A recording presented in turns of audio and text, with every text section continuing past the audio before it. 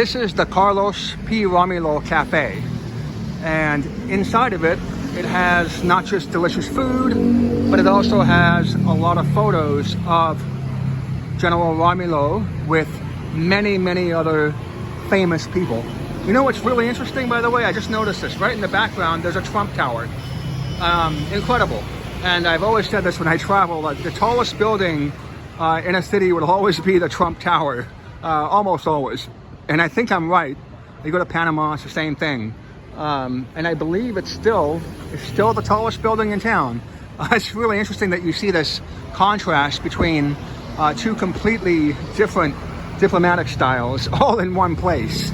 And especially now, because what made Romulo so important in Filipino history was not only his adeptness at so many different things, running a university, winning the Pulitzer Prize in journalism, being able to balance the East and the West in a way that made both sides better is and was his trademark.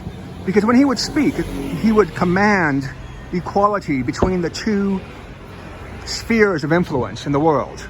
It would be something where he would teach the West about Asian history, and of course, in particular, Filipino history.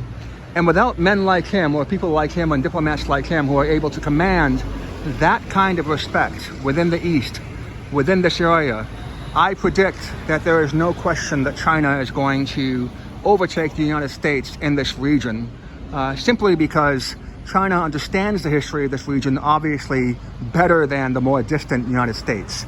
And it was really only because of men like Romulo that were able to give the United States a conduit into understanding the country on equal terms, that the United States was able to come here with such, in a welcoming fashion, I should say. Because if you look at the history of the United States in this region, it's not all pleasant.